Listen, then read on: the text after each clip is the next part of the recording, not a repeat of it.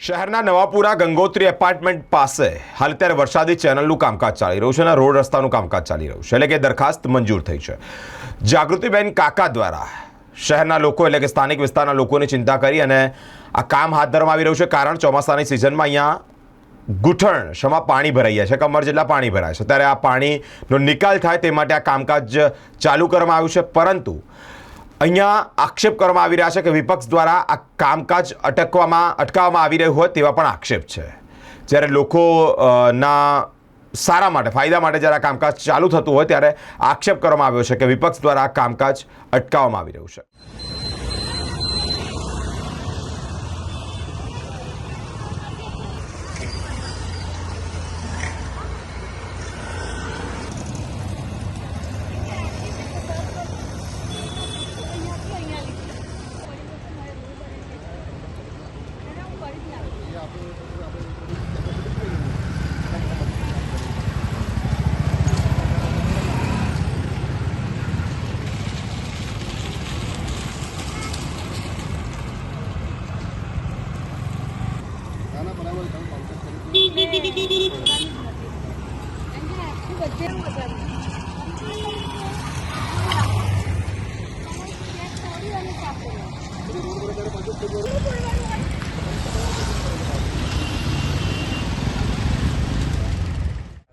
આ જે ભાજપ દ્વારા જે કામગીરી થઈ રહી છે અહીંયા ગંગોત્રી પાસે, અને ચોમાસાની અંદર એટલું ઘૂંટણ જેટલું પાણી ભરાય છે અને પૂરો રસ્તો બંધ થઈ જાય છે, લોકોને ઘણી તકલીફ થાય છે. અને હું તો બાજુમાં જ રહું છું, હું જ જોતો રહું છું. તો આ ક્યારેક કામ થાય તો જે ભાજપવાળાએ આ કામ ચાલુ કર્યું છે તો એ કામ હવે ચાલુ થયા પછી મને ઘણો આનંદ થયો છે. પરંતુ આની અંદર આ કામ કેમ રોકી રહ્યું છે? વિરોધ પક્ષવાળા મને લાગે છે ભાઈ એમને પૂછ્યું ભાઈ આ કામ આવું કેમ ઢીલું થઈ રહ્યું છે? તો કે વિરોધ પક્ષવાળા એમાં વિરોધ કરી રહ્યા છે. તો આ ખોટું છે. એટલે હવે તો મને એવું લાગે છે કે જે ભાજપ કરી રહી છે વિરોધ પક્ષવાળાની આ જલન થઈ રહી છે. હવે કોઈ દિવસ વિરોધ પક્ષ આવવાનો નથી. એ જે કામ કરી રહ્યા છે તો એમને વ્યવસ્થિત કામ કરવા દો. મારું નામ રમેશભાઈ છે.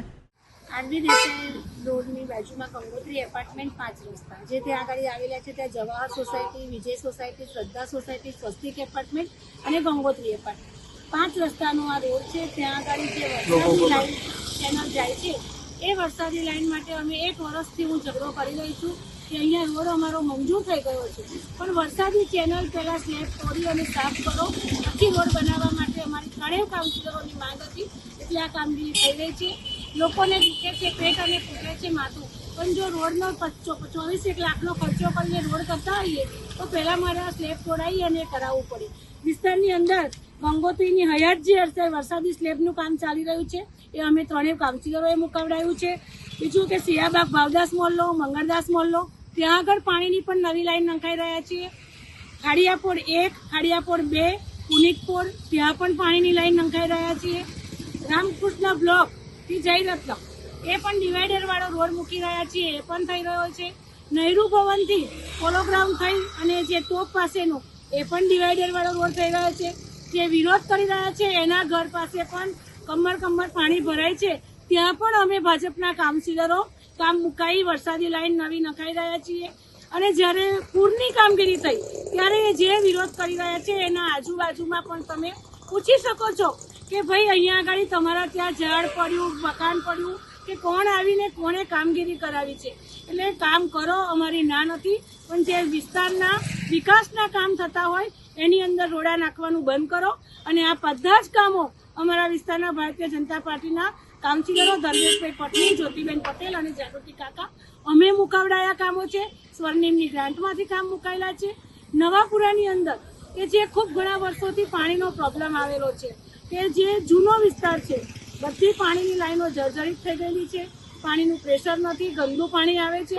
એના માટે 11 કરોડના પાણીના કામો પણ અમે મંજૂર કરી રહ્યા છીએ. પમ્પિંગ સ્ટેશન કે જે અમારું પમ્પિંગ સ્ટેશન છે એ પણ બહુ એની કેપેસિટી ઓછી છે, એટલે પમ્પિંગ સ્ટેશનનું કામ અમે કરી રહ્યા છીએ. એટલે એમનાથી જોવાતું નથી કે લોકો એવું કહેશે કે ભાઈ આ કાઉન્સિલરો આટલું બધું કામ કરે છે, તમે શું કરો છો? એ વિરોધ કરવાવાળા છે એટલે વિરોધ જ કરશે. એમની પાસે કોઈ જ કામગીરી છે નહીં, એટલે આ કામગીરી એ કરી રહ્યા છે. દ્વારકેશ સ્કૂલ સોસાયટી કે જે બેઠક મંદિર છે એની બાજુમાં આવેલી છે, ત્યાં બાજુમાં ડોંગરેજી મહારાજ સ્કૂલ આવેલી છે, સ્કૂલની અંદર પણ ગંદુ પાણી આવે છે. દ્વારકેશ સ્કૂલ સોસાયટીમાં ગંદુ પાણી આવે છે. માન્ય સાંસદ શ્રી રંજનબેનની ગ્રાન્ટમાંથી 10 લાખ રૂપિયાનું કામ ડ્રેનેજનું મંજૂર થઈ ગયું છે. એ કામગીરી પણ ચાલુ થવાની છે. એટલે ત્યાં જઈ અને હોબાળો કરવાનો કે ગંદુ પાણી આવે છે અને હું ડ્રેનેજ લાઈન નંખાવું છું. ડ્રેનેજ લાઈનની કામગીરી માન્ય રંજનબેનની ગ્રાન્ટમાંથી ધર્મેશભાઈ પટની, જ્યોતિબેન પટેલ અને જાગૃતિ કાકા એમના સૂચનથી આ કામગીરી થઈ રહી છે વિસ્તારમાં. બીજું કે ગંગોત્રી એપાર્ટમેન્ટની આજુબાજુમાં 5 દેરાસરો આવેલા છે. દેરાસરોની અંદર મહારાજ સાહેબોના સાધ્વી સાધુજી મહારાજ સાહેબો અહીંયા આગળ ઓરવા જતા હોય છે. ચોમાસાની અંદર કમર સુધા પાણી હોય છે. મહારાજ સાહેબ ઓરવા પણ નથી જઈ શકતા. એના લીધે અમે આ કામગીરી કરાવી રહ્યા છીએ.